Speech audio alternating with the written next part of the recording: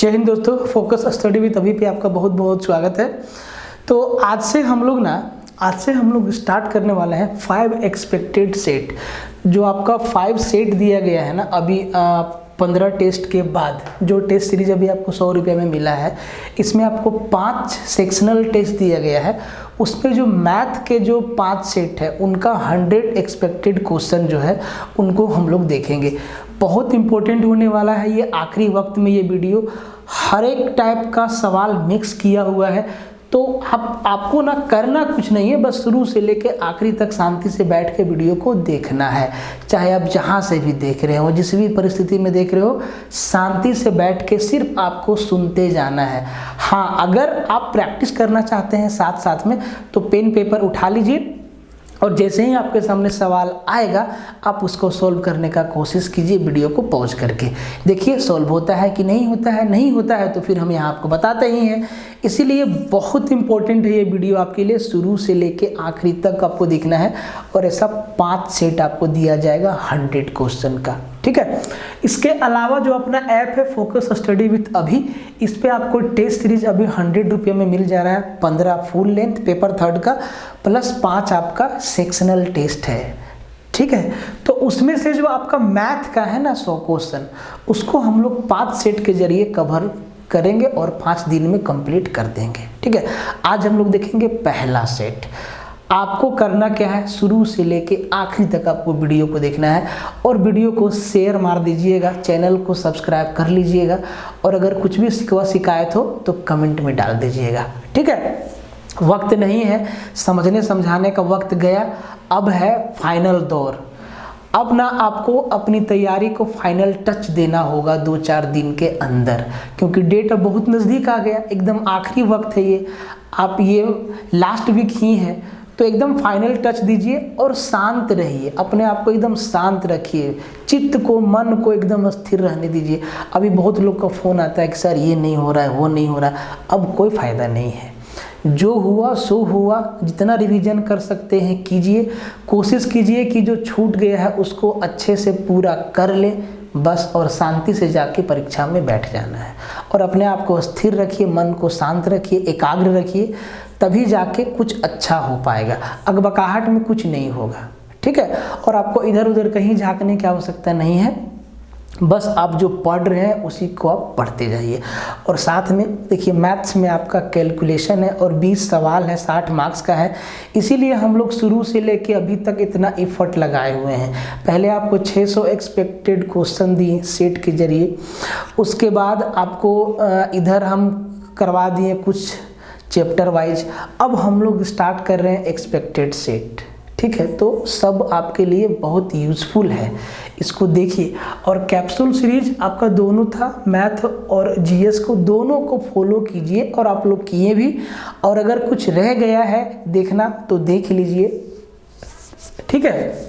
तो यहाँ पे आते हैं और एक एक क्वेश्चन को ना एकदम एग्जाम में कैसे तोड़ना है। एग्जाम में सवाल आपके सामने आया, अब इसको कैसे करना है, आंसर कैसे आएगा, इस बात पे जोर डालेंगे हम लोग। सीधा इसके आंसर तक कैसे पहुँचेंगे, इस बात पे जोर डालेंगे। बहुत ही बढ़िया बढ़िया सवाल है और एकदम एग्जाम में आने का पूरा चांस है, ठीक है। एग्जाम में आया, एक तो आया हुआ है और आने लायक भी है। इसीलिए 5 एक्सपेक्टेड सेट आपके लिए बहुत इंपॉर्टेंट होगा और एक तरीका से आपका रिवीजन भी हो जाएगा, ठीक है।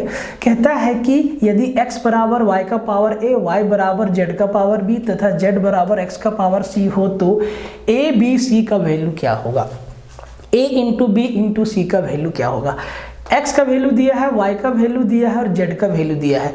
और x, y और z का जो वैल्यू दिया है ना, वो y का पावर a, z का पावर b और x का पावर c के टर्म में दिया है। देखिए इसको इक्वल कैसे करेंगे, बहुत ही आसान है। अब सबसे पहले इसको देखिए कि x बराबर क्या दिया है, y का पावर a, और y इक्वल टू क्या दिया है, z का पावर b, और z बराबर क्या दिया है, x का पावर c। तो अगर सबको एक दूसरे के प्लेस पे बिठाते चले जाए ना, तो मेरा आखिरी में जो इक्वेशन बनेगा वो x बराबर बनेगा x का पावर a b c, और x बराबर x का पावर a b c, इसका मतलब बेस बराबर तो पावर बराबर, मतलब a b c का वैल्यू सीधा 1 हो जाएगा। इस तरीका से सोल्व करना होगा आपको। इतना जल्दी जरूरी नहीं है, टाइम रहेगा आपके पास, फिर भी आपको थोड़ा अटैकिंग मोड में खेलना होगा, ये ध्यान दीजिएगा, ठीक है। देखिए आपको समझाते हैं। तो जी x बराबर y का पावर a है और y बराबर z का पावर b है, तो क्या सिर्फ y इक्वल टू z का पावर b लिखेंगे? जब y इक्वल टू z का पावर b लिखेंगे तो x बराबर क्या हो जाएगा? x बराबर हो जाएगा z का पावर b और इंटू में a। अब आप जरा ध्यान दीजिए, अब सिर्फ z का वैल्यू क्या है? तो सर सिर्फ z का वैल्यू है x का पावर c, मतलब फिर से हम x बराबर क्या लिखेंगे? x का पावर c और गुना में b और a। अब आप जरा ध्यान से देखिए, बेस बराबर है x के ऊपर कुछ नहीं तो क्या है 1 है, बेस बराबर है तो पावर हमारा क्या हो गया? बराबर हो गया, मतलब a b c का वैल्यू क्या? 1। इतना आपको ध्यान देना है, ठीक है। इस टाइप का सवाल बहुत फ्रीक्वेंटली पूछा जाता है। ये देखिए कहता है कि इन चारों में सबसे बड़ा कौन है? 2-3 तरीका से पूछेगा, या तो पूछ देगा सबसे बड़ा कौन है, या तो पूछ देगा सबसे छोटा कौन है, या तो इनको चारों ऑप्शन में सजा देगा असेंडिंग और डिसेंडिंग ऑर्डर में, घटते और बढ़ते क्रम में।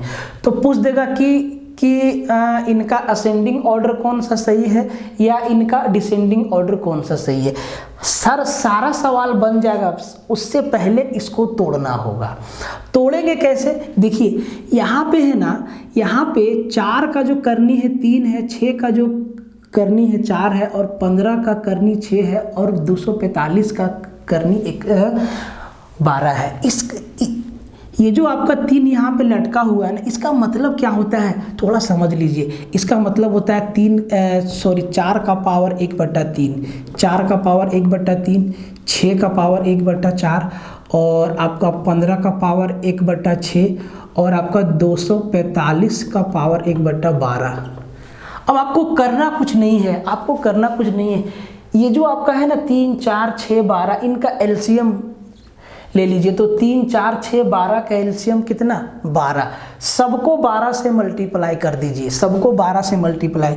1/3 को 12 से मल्टीप्लाई करेंगे तो यहाँ पे 3 चौके 12 4 आएगा, और 4 का पावर 4, 4 का पावर 4 कितना होगा?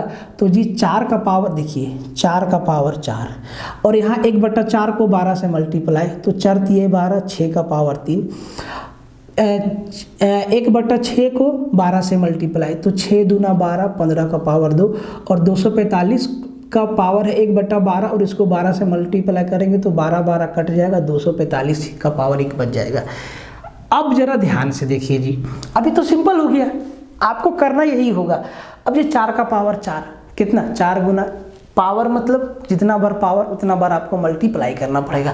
तो 4 को 4 बार मल्टीप्लाई करेंगे 256 आएगा। कितना आएगा? 256 आएगा। देखिए 256 आएगा, ठीक है। 6 को 3 बार मल्टीप्लाई करेंगे तो 6 का क्यूब कितना? 216 आएगा, 216 आएगा। 15 का 225 होता है, और ये 245 अपनी जगह पे रह जाएगा, 245 अपनी जगह पे रह जाएगा। अब देखिए आपको सिंपल दिख जाएगा कि सबसे बड़ा कौन है, तो सबसे बड़ा 256 है, मतलब 4 का पावर 1/3, मतलब ये ऑप्शन नंबर ए आपका क्या हो गया? आंसर। अब इसमें पूछेगा सबसे बड़ा कौन है, सबसे छोटा कौन है, तो भाई सबसे छोटा तो हो गया आपका 216 और सबसे बड़ा 256। इनको कहेगा कि सजा दीजिए, तो अब सजा दीजिए, या तो घटते या तो बढ़ते। अब एग्जाम में आपको ना 3 स्टेप में नहीं जाना है, करना कैसे है समझिए। क्वेश्चन में ही आपको खेला कर देना है। करना क्या है, यहाँ जो 3 है, 4 है, 6 है, 12 है, इनका एलसीएम कितना? 12 आएगा। सबको भाग दे दीजिए। तो भैया एलसीएम में 12 में अगर 3 से भाग लगाएंगे तो यहाँ 4 आएगा, और 4 में 4 को 4 से 12 को भाग लगाएंगे तो यहाँ पे 3 आएगा। 12 को 6 से भागा देंगे 2 आएगा, और 12 को 12 से भागा देंगे तो 1 आएगा।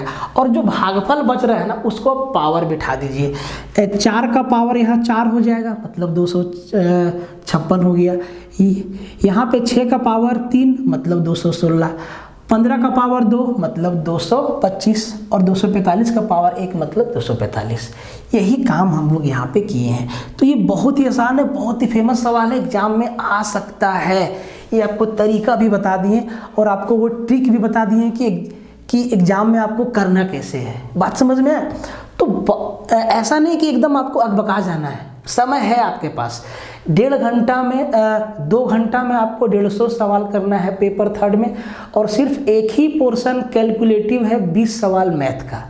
बाकी रीजनिंग में आपको दिमाग लगाना है, कैलकुलेशन तो उसमें है नहीं, ठीक है। हाँ, उसमें टाइम लग सकता है, कैलकुलेशन नहीं है, इसीलिए ध्यान से। ये 2 सवाल देखिए, ये सवाल तो सीधा आपके एग्जाम में आया हुआ है, ठीक है।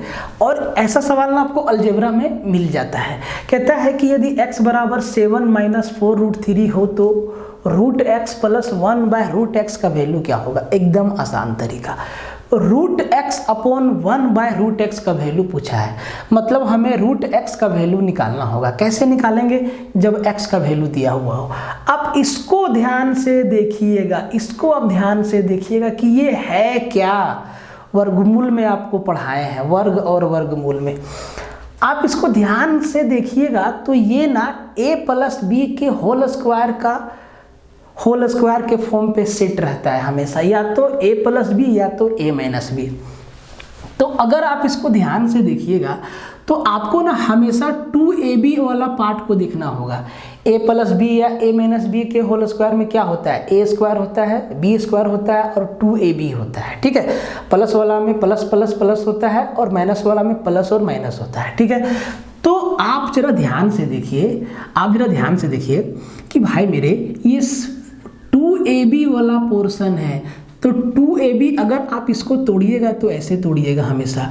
तो हम 4 को क्या लिख सकते हैं? 2 × 2, और ये क्या है? √3। तो ये 2ab हो गया, 2ab हो गया। इसका मतलब ये हमारा a वाला टर्म है और ये हमारा b वाला टर्म है। अब 7 में क्या क्या होता है? 7 में होता है a स्क्वायर + b स्क्वायर। अब देखो a स्क्वायर मतलब 2 का स्क्वायर और b स्क्वायर मतलब √3 का स्क्वायर। अब आप जरा ध्यान से देखिए कि क्या ये चीज़ 2 का स्क्वायर 4 और √3 का स्क्वायर 3, तो 4 और 3 7 नहीं हुआ। 2ab तो 2 × 2 4 और √3 हो गया। मतलब ये आपको समझ में आ गया, ये कुछ और नहीं है, ये जो है 2 - √3 के होल स्क्वायर पे सेट है, 2 - √3 के होल स्क्वायर पे सेट है। मतलब इसको हम क्या लिख सकते हैं? तो भैया समझाने के लिए इसको हम 2 - √3 का होल स्क्वायर लिख दे। बोले सर कोई दिक्कत नहीं, यही चीज़ तो है, ये कैलकुलेट करके लिखा हुआ है। अब अगर x का वैल्यू 2 - √3 है, इसका मतलब स्क्वायर को इधर ले आएंगे तो क्या इधर रूट लग जाएगा और इधर से स्क्वायर हट जाएगा। तो √x का वैल्यू 2 - √3 है, और आपको बताए हैं कि अगर x का वैल्यू 2 - √3 है तो 1/x का वैल्यू 2 + √3 हो जाएगा। मतलब मेरे भाई 1/√x का वैल्यू क्या हो जाएगा? 2 + √3 हो जाएगा। अब इन दोनों को जोड़ना है, तो जैसे जोड़ेंगे तो ये -√3 और +√3 कैंसिल हो जाएगा, 2 और 2 4, हमारा डायरेक्ट क्या हो जाएगा? आंसर हो जाएगा। इस तरीक़ा से इसको तोड़ना था। पहचानना कैसे है आपको यहाँ पे बता दिए, तोड़ना कैसे है यहाँ पे बता दिए, और ऐसा सवाल में पेन भी नहीं लगाना है, सबसे बड़ा बात। लेकिन लगा लीजिएगा, सवाल 20 है, टाइम रहेगा आपके पास, ठीक है। इस टाइप का सवाल देखिए फ्रीक्वेंटली पूछा जाता है, √2 सब पे रूट है। 2 तरीका से पूछा जाता है, एक तो ये ... इन्फिनिटी तक जाएगा, उसमें से प्लस माइनस का साइन रह सकता है और ऐसा भी रह सकता है। एक तो ये फिक्स है कि यहीं तक है। तो आपको करना क्या है, देखिए सबसे पहले रूट के अंदर क्या दिख रहा है? 2 दिख रहा है, तो आप आराम से 2 लिख लीजिए। कितना बार है? तो 1 की कितना रूट है, 1 2 3 4 5 रूट है। तो अब यहाँ पे बट्टा लगाइए और अब किनारे लिख लीजिए 2 का पावर 5 कितना होता है जी, 32 होता है। तो नीचे में लिखिए 32 और इससे एक कम ऊपर लिख दीजिएगा, सीधा आपको तरीका बता रहे हैं, ठीक है। तो ये आपका हो जाएगा 2 का पावर 31/32, आपका सीधा आंसर हो जाएगा। इतना ही काम आपको करना है एग्जाम में, अगर ऐसा सवाल डायरेक्ट आता है तो। अंदर में कुछ भी रहे आपको ये चीज ध्यान देना है, ठीक है।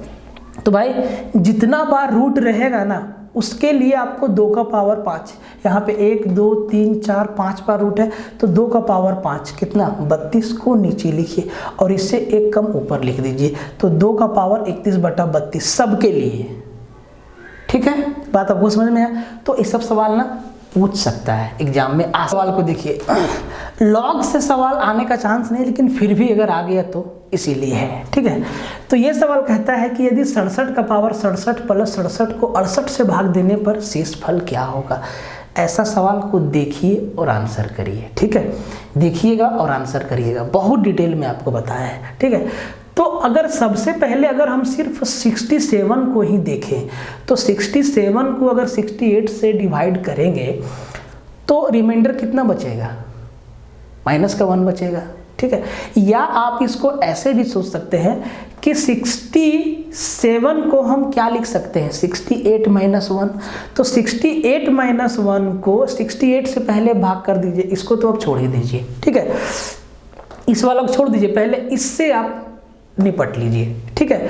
तो 68 - 1 को 68 से भागा दीजिएगा, तो 68 को 68 से भागा दीजिएगा, कट जाएगा एक बार में, बचेगा -1 और -1 का पावर 67।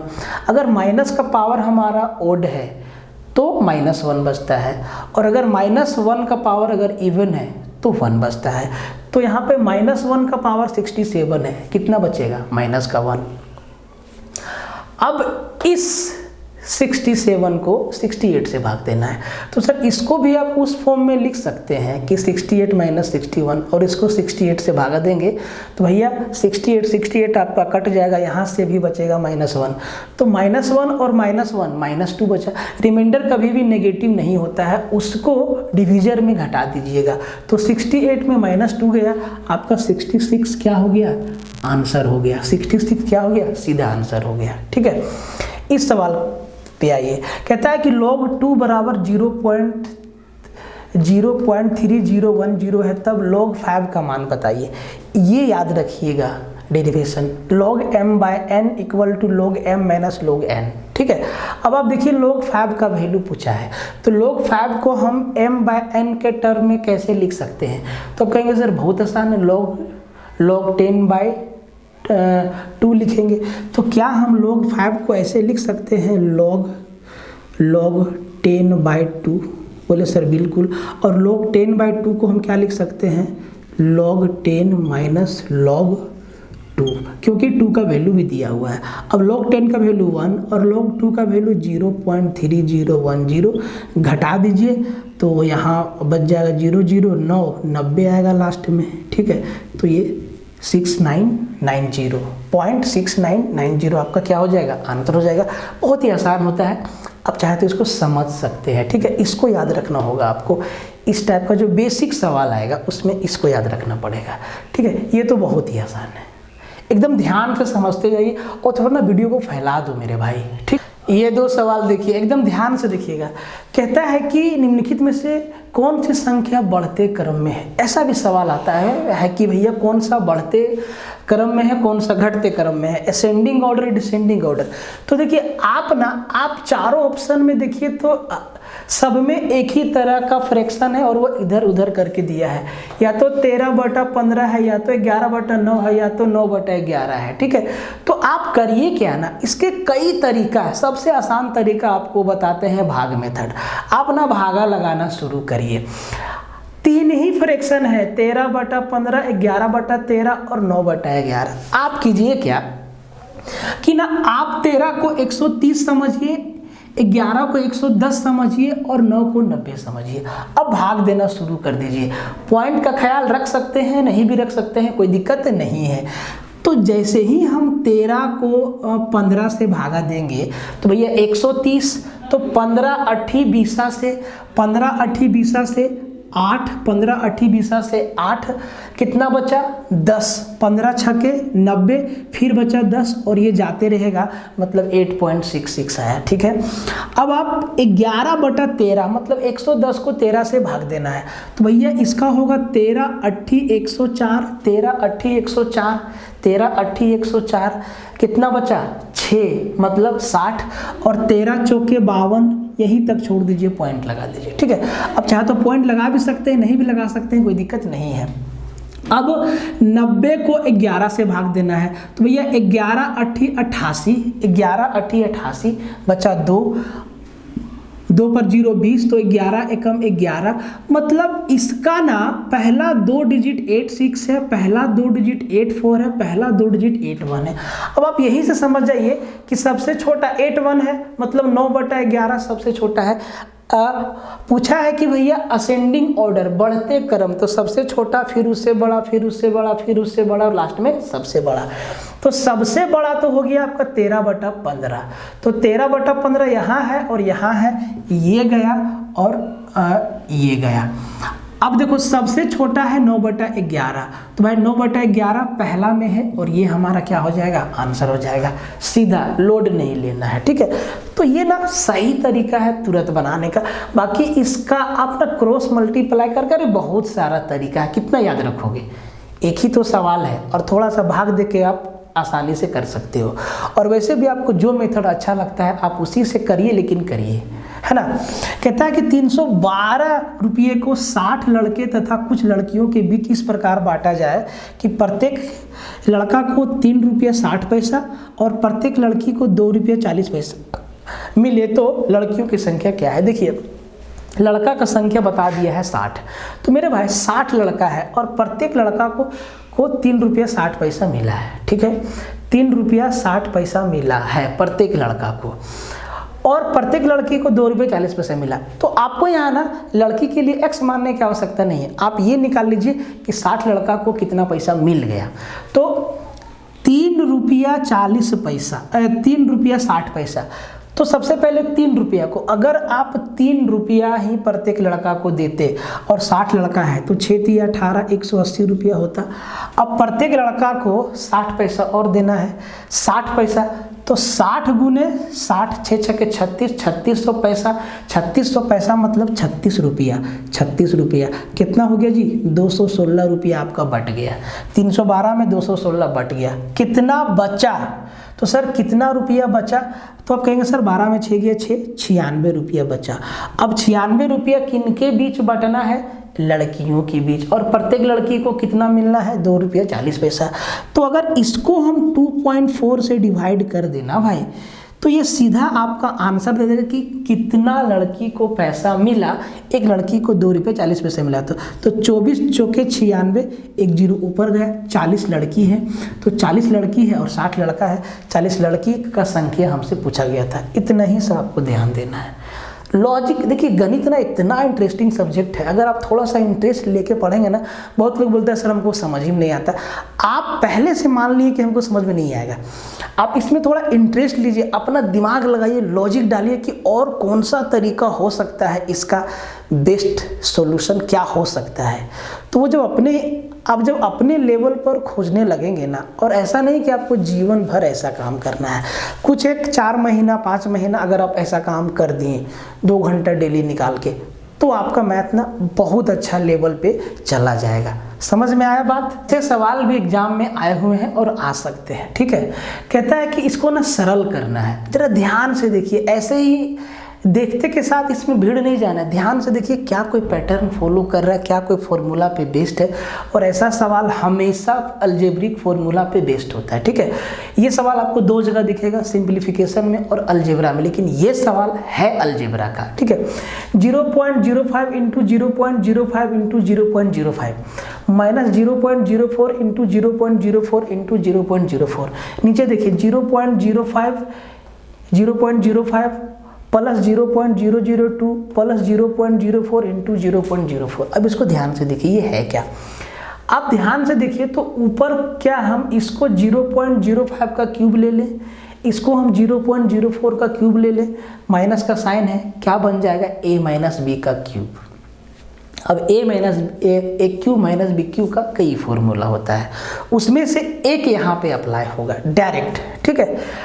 नीचे क्या है, इसको हम क्या लिख सकते हैं 0.05 का स्क्वायर, इसको क्या लिख सकते हैं 0.04 का स्क्वायर, इसको क्या लिखेंगे, ये है क्या 0.002 कैसे आया, तो 0.002 कैसे आया, 0.05 और 0.04 को मल्टीप्लाई करने से 5 चौके 20, 3 अंक के बाद 3 अंक के बाद पॉइंट, मतलब ये हमारा ए बी है, ये हो गया a square plus a b plus b square. कौन सा फॉर्मूला याद नहीं आया, ध्यान से समझना।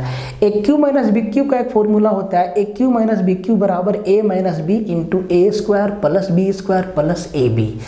तो अगर हम इसको उस फॉर्मेट में तोड़े तो नीचे हमारा a square plus b square plus a b है, और a cube minus b cube का वैल्यू क्या होता है a minus b into a square plus b square plus a b. तो ऊपर नीचे a square plus b square plus a b तो कैंसिल हो जाएगा, ऊपर और नीचे क्या बचेगा ए माइनस बी। तो ए माइनस बी मतलब 0.05 माइनस 0.04, और ये क्या हो जाएगा 0.01, डायरेक्ट आंसर हो जाएगा 0.01, डायरेक्ट हमारा आंसर हो जाएगा। फॉर्मूला याद होना चाहिए, ठीक है।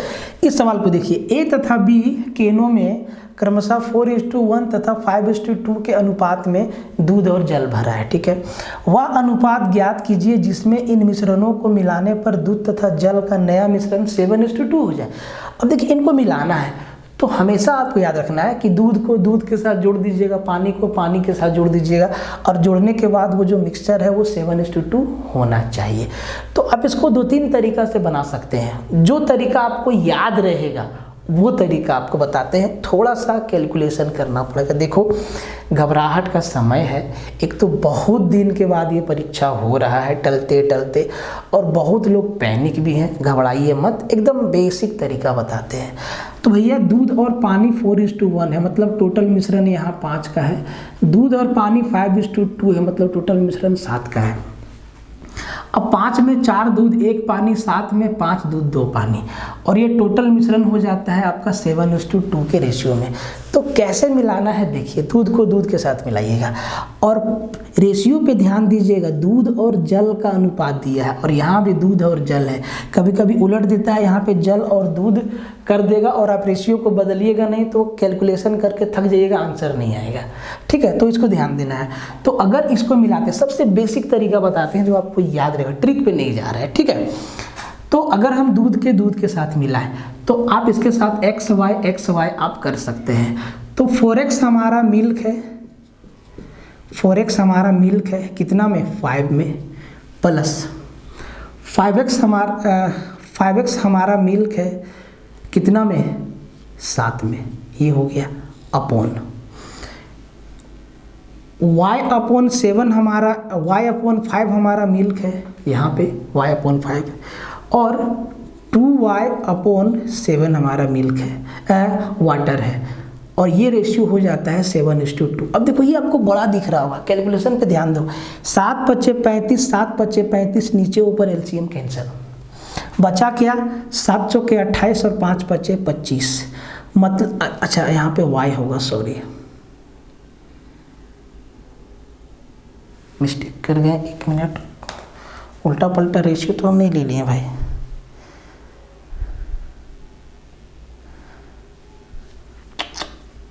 सॉरी यहाँ पे y हो जाएगा, है ना, और यहाँ पे x हो जाएगा। अब आप ध्यान दीजिए, ये 35 कैंसिल हो जाएगा, क्या बचेगा 7 चौके 28 x प्लस 25y, नीचे 7x प्लस आपका हो जाएगा 5 दूना 10y बराबर 7/2, यही बचेगा। अब देखो इसको ना क्रॉस मल्टीप्लाई कर दो, तो 28 दूना 56 और 7 7 49, 56 में 49 गया तो कितना बचा 7x, और ये आपका हो गया 25 दूना 50 और 10 7 70, तो हो गया आपका 20y। अब x और y का रेशियो पूछा है तो भैया x बट्टा y हमारा 20:7 हो जाएगा, सीधा आंसर। इतना ही बेसिक कैलकुलेशन आपको इसमें करना होता है, ठीक है। बहुत आपको पैनिक हम नहीं कर रहे, एकदम आराम से बता रहे हैं, आराम से समझिएगा। और एक बात और समझ लीजिए, समझ में आ रहा है तो ठीक है, नहीं तो अपने प्रैक्टिस पे डटे रहिए आप, अकबकाने की आवश्यकता नहीं है, ठीक है। एकदम मेरी बातों को मानिए इस आखिरी क्षण में। देखिए कहता है कि पहला सवाल जो है आपका SI से लिए है। कहता है कि 1500 रुपया की कोई धनराशि 2 भागों में इस प्रकार उधार दी जाती है कि एक भाग 10% पर 5 वर्षों के लिए तथा दूसरा भाग 12.5% पर 4 वर्षों के लिए साधारण ब्याज पर दिया गया है, सिंपल इंटरेस्ट पर। और दोनों का सिंपल इंटरेस्ट बराबर मिलता है, एक से 4 साल पर, दूसरा से 5 साल पर SI बराबर मिलता है, ठीक है।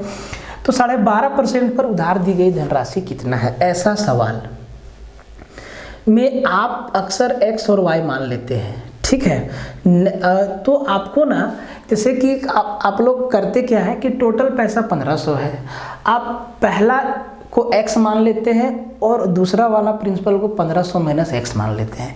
कैलकुलेशन बेवजह लंबा चौड़ा होता है, ठीक है। आप समझिए कि दोनों पे इंटरेस्ट बराबर मिल रहा है, ठीक है।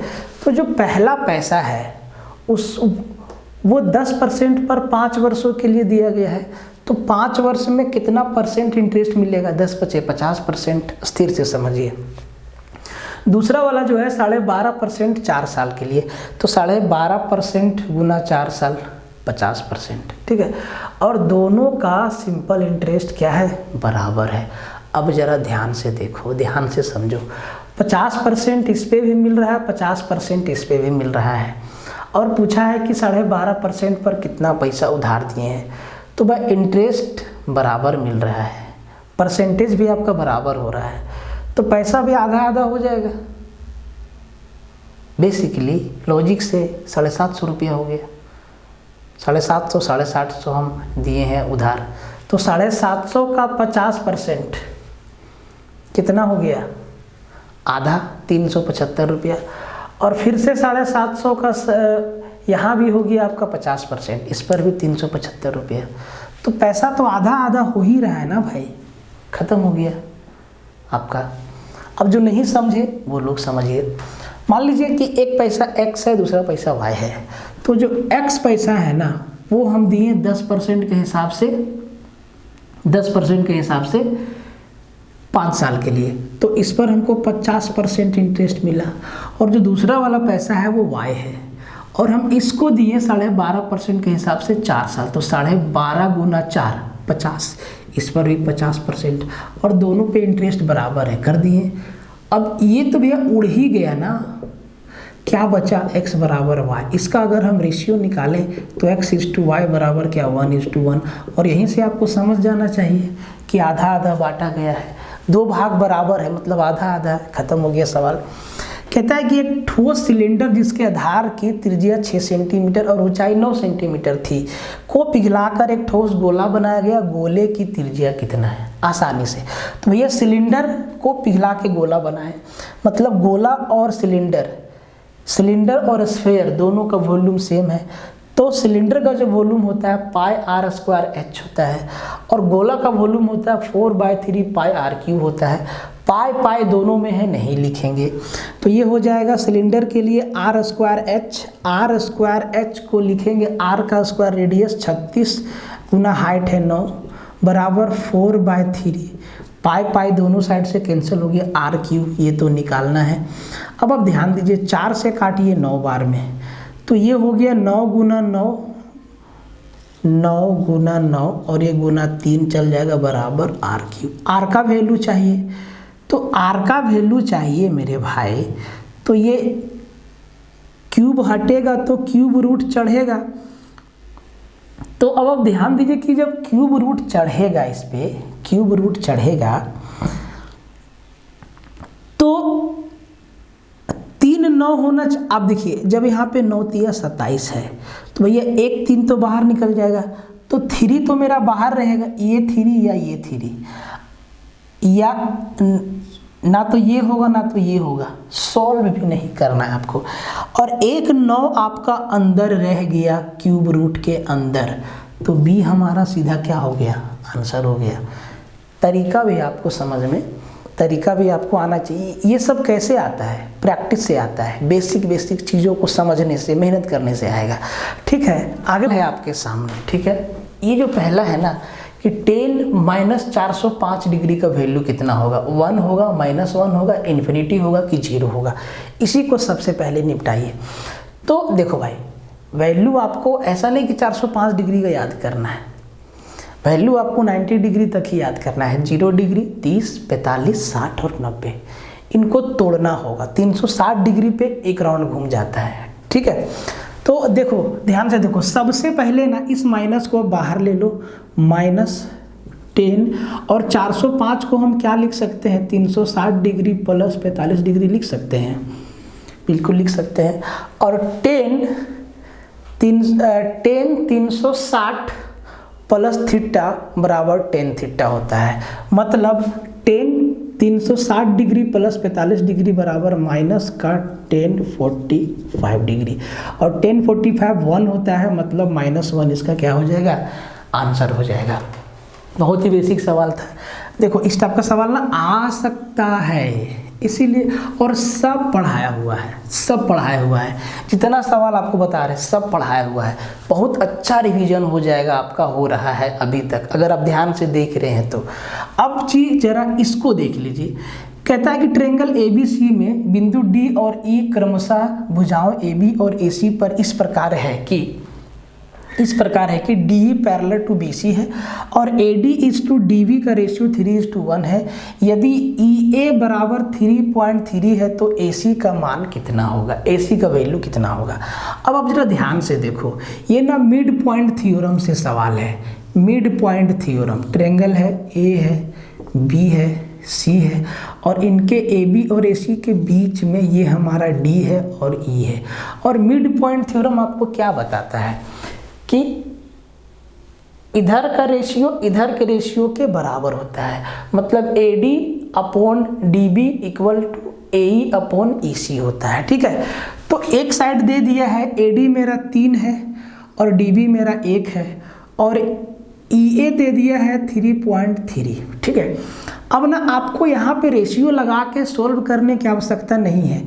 ये अगर आपको याद है AD/DB बराबर AE/EC, ये अगर आपको याद है तो आपको पता है कि दोनों साइड का रेशियो बराबर है। अब यहाँ पे देखिए, 1 का 3 गुना है ये, तो भाई यहाँ जो नंबर होगा इसका भी 3 गुना होगा ये, तो ये किसका 3 गुना होगा?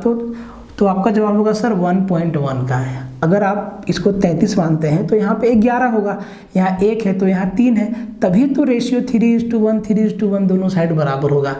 अब हमसे पूछा है AC का वैल्यू, तो जी 3.3 और 1.1 जोड़ेंगे तो कितना? 4.4 हमारा डायरेक्ट आंसर हो जाएगा। एकदम आसान सवाल था। मिड पॉइंट थ्योरम बस आपको याद रखना होगा। ठीक है, बहुत अच्छा सवाल है, इसको देखिए आप, ये वाला सवाल को देखिए। कहता है कि एक बेलन और शंकु के आधार की त्रिज्याओं का अनुपात, जो उनका रेडियस है उसका रेशियो √3 और √2 है। उनकी ऊंचाई का जो अनुपात दिया है ना वो है √2:6। उनका वॉल्यूम का रेशियो क्या होगा? तो भाई मेरे, वॉल्यूम का रेशियो आप पहले मान लीजिए कि जो बेलन है उसका रेडियस R और जो बेलन का हाइट है वो h है। शंकु है उसका रेडियस R1 और शंकु का जो हाइट है वो h1। दिक्कत नहीं होगा। अब दोनों का वॉल्यूम बराबर है तो दोनों में क्या क्या बराबर है? जो सिलेंडर होता है उसका वॉल्यूम πr²h और सिलेंडर का 1/3 1/3 πr²h किसका होता है? शंकु का। तो भाई पाई तो उड़ गया ना, क्या बचा? r²। तो सिलेंडर का रेडियस हो गया √3, मतलब √3 का स्क्वायर 3 इंटू सिलेंडर का हाइट √2, तो भैया √2 रह जाएगा बराबर। रेशियो बोला है ना तो रेशियो लगा दे। ठीक है, ये हो गया सिलेंडर का वॉल्यूम। अब जरा ध्यान से देखिए शंकु का, तो भाई पाई दोनों साइड से उड़ गया है, तो r² तो √2 का स्क्वायर 2। ठीक है, और हाइट इंटू √6 इंटू √6, ये आपका हो गया। अब आप जरा ध्यान से देखो ये क्या बन गया, ये V1 है और ये V2 है, ये आपका सिलेंडर का वॉल्यूम है और ये आपका कोन का वॉल्यूम है। तो V1:V2 अगर आपको हम समझाने के लिए लिखें तो ये हो जाएगा 3√2/2√6। ऐसा तो ऑप्शन में है ही नहीं मेरे भाई, नहीं है ना, कुछ तो खेला करना होगा, इस √6 को हटाना होगा, कुछ तो खेला करना होगा। ठीक है, क्या होगा देखो, अगर हम ऊपर नीचे √6 का मल्टीप्लाई लगा दें तो √6 6 हो जाएगा, √6 6 हो जाएगा और ये 3 से कट जाएगा 2 बार में। ठीक है, यहाँ हो गया आपका √12 को हम क्या लिखेंगे, 4×3=12, मतलब 2 बाहर आ जाएगा तो ये हो जाएगा 2√3 अपॉन नीचे हो जाएगा आपका 4, 2√3 अपॉन आपका क्या हो जाएगा 4 हो जाएगा भैया। तो ये देखो क्या बन गया, 2 दूना 4 और √3:2 आपका क्या हो जाएगा, आंसर हो जाएगा सीधा। एकदम आसान सवाल है। ठीक है, तो कैलकुलेशन पे आपको ध्यान देना है, एकदम आसान है, टेंशन नहीं लेना है। ठीक है, अब देखिए कहता है कि एक सम बहुभुज के आंतरिक कोण और बाह्य कोणों का अनुपात 4:1 है, तो बहुभुज में कितना भुजा है, कितना साइड्स है, एकदम सिंपल है। आंतरिक कोण और बाह्य कोण का रेशियो दे दिया, तो भाई आंतरिक कोण का फॉर्मूला क्या होता है, n-2 × 180 डिग्री और बाह्य कोण का 360 डिग्री। अब देखो इनका जो रेशियो दिया है ना, वो आपको ये समझना है कि ये n-2 × 180 डिग्री है अपॉन 360 डिग्री है, बराबर कितना है 4:1, यही रेशियो दिया है। अब इसको सोल्व करना है, n क्या है, नंबर ऑफ साइड्स, तो 18 दूना 36 और 4 दूना 8, 4 दूना 8, तो n-2 बराबर 8, तो n बराबर 8 और 2 कितना 10, मतलब 10 साइड है उस पॉलीगन में, उस रेगुलर पॉलीगन में 10 साइड है। इतना बेसिक सवाल है ये। कहता है कि कौन सी संख्या परिमेय नहीं है, मतलब रेशनल नहीं है, तो आपको इरेशनल इसमें ढूंढना होगा। तो वो तो रेशनल और इरेशनल का डेफिनेशन आपको आना चाहिए। जिस भी नंबर को हम p/q के फॉर्म में लिख सकते हैं वो रेशनल होता है, और जिसको p/q के फॉर्म में नहीं लिख सकते हैं वो इरेशनल होता है। ठीक है, तो अब जरा ध्यान से देखिए, यहाँ पे अंदर में 32 है और इसका करनी 5 लगा है, तो भैया जितना करनी है और उतना अंदर वाला का टुकड़ा हो गया तो वो आपका रेशनल नंबर है। तो हम 32 को क्या लिख सकते हैं, 2 × 2 × 2 × 2 × 2 5 बार, मतलब यहाँ से 2 बाहर आ जाएगा। तो भाई ये तो 2 हमारा क्या है, रेशनल नंबर है, इसको हम 2/1 लिख ही सकते हैं। √64 से क्या 4 बाहर आएगा और 4 को हम 4/1 लिख सकते हैं, तो ये भी रेशनल है। अब देखो यहाँ पे ना 32 है और बाहर में 4 लटक रहा है, तो भैया 32 का हम 5 टुकड़ा करेंगे। अब आप जरा ध्यान दो, 32 को हम क्या लिख सकते हैं, 16 दूना 32, 16 दूना 32, इसको हम क्या लिख सकते हैं, देखो 16 दूना 32, तो हम इसको √16 × 2 लिख सकते हैं, और यहाँ पे 4 लटक रहा है, तो जो ये 4 लटक रहा है तो ये 16 के लिए तो सेट कर गया, मतलब ये क्या हो गया 2 बाहर और ये 4 लटकता छोड़ दीजिए, ये आ गया। ठीक है, अब आप जरा ध्यान दीजिए कि √27 को हम क्या लिखेंगे, 3 लिखेंगे, और ये 3/1 है तो ये भी रेशनल है। तो हमारा ये जो नंबर है ना, ये रेशनल नहीं है, ये इरेशनल नंबर है। इसको p/q के फॉर्म में नहीं लिख सकते, एकदम सीधा सा आपको देखते ही आंसर कर देना है। ये देखिए आखिरी के 3 सवाल। ठीक है, तो सबसे जो पहले देखेंगे, आप किसी को भी देख लीजिए, एकदम आसान है, सब बताया हुआ है, बस मकसद है कि आपको फिर से एक बार रिफ्रेश कर दे आखिरी बार। ठीक है, कहता है कि 8 वस्तुओं का क्रय मूल्य 10 वस्तुओं के विक्रय मूल्य के बराबर है, तो लाभ या हानि का प्रतिशत, % प्रॉफिट या % लॉस कितना होगा। तो जो बोला है उसी को आप छाप दीजिए। 8 वस्तु का CP, तो CP of 8 goods equal to selling price of 10 good, ये आपका बराबर है। थोड़ा आप इसको काट भी सकते, नहीं भी काट सकते हैं, तो CP अपॉन SP हमारा रेशियो क्या हो जाएगा 8/10। 8/10 को चाहे तो 4/5 भी लिख सकते हैं। ठीक है, अब आप जरा ध्यान से देखिए, 4 में खरीद के 5 में बेच दिए, 4 में खरीद के 5 में बेच दिए, तो भाई 4 रुपया में खरीदे 5 रुपया में बेचे, 1 रुपया का फ़ायदा हुआ। कितना पे? 4 रुपया पे। और 4 रुपया पे 1 रुपया का फ़ायदा हुआ, मतलब 1/4 प्रॉफिट है। और 1/4 को क्या बोलते हैं? 25% का प्रॉफिट। फेमस क्वेश्चन है ये, very famous question. a² + 1/a² का वैल्यू 7 है, तो a³ + 1/a³ का वैल्यू कितना है? एकदम सिंपल है। अगर a² + 1/a² का वैल्यू 7 है, तो क्या आप इसको डायरेक्ट नहीं लिख सकते हैं? a + 1/a का वैल्यू 3 हो जाएगा। और जब a + 1/a का वैल्यू 3 है, तो a³ + 1/a³ का वैल्यू, तो ये चीज़ तो आपको याद ही होगा, p³ - 3p, p³ - 3p। a + 1/a का वैल्यू अगर p है, तो a³ उसका वैल्यू pq - 3p, और p की जगह पे क्या रखेंगे सर? 3 रखेंगे। तो 3 का क्यूब 27 - 3 × 9 बराबर कितना? 18। आपका सीधा आंसर हो गया, खत्म हो गया सवाल। ठीक है, अब थोड़ा इसको देख लेते हैं, लास्ट वाला। ठीक है, और आप लोग लगे रहिए एकदम मेहनत में। कहता है कि 4x का पावर 6 है, -5x³ है, -3 को x³ - 2 से विभाजित करने पर रिमाइंडर क्या आएगा? तो देखो, अगर x³ - 2 से इसको डिवाइड करना है, तो इसका मतलब ये है कि x³ - 2 बराबर 0 हो जाएगा, और x³ का वैल्यू कितना? 2 आ जाएगा। अब x³ का वैल्यू 2 रखना है। देखिए, x का पावर 6 है, क्या इसको x³ का पावर 3 × 2 लिख सकते हैं? बिल्कुल। और यहाँ तो x³ है ही, तो इसको अगर हम तोड़ दें, तो क्या हम इसको x³ और x का होल स्क्वायर लिख सकते हैं ऐसे? बोले सर बिल्कुल, यही चीज़ तो है, 3 दूना 6, और x³ का वैल्यू कितना? 2 है, और 2 का स्क्वायर कितना? 4, और 4 × 4 कितना? 16, यहाँ से आ गया। -5 × x³ का वैल्यू कितना है? 2 है, तो 5 दूना 10 -3। अब आप ध्यान से देखिए, 10 और 3 13, और ये 16 में गया तो 3 बचा। 3 हमारा इसका क्या हो गया? डायरेक्ट आंसर हो गया।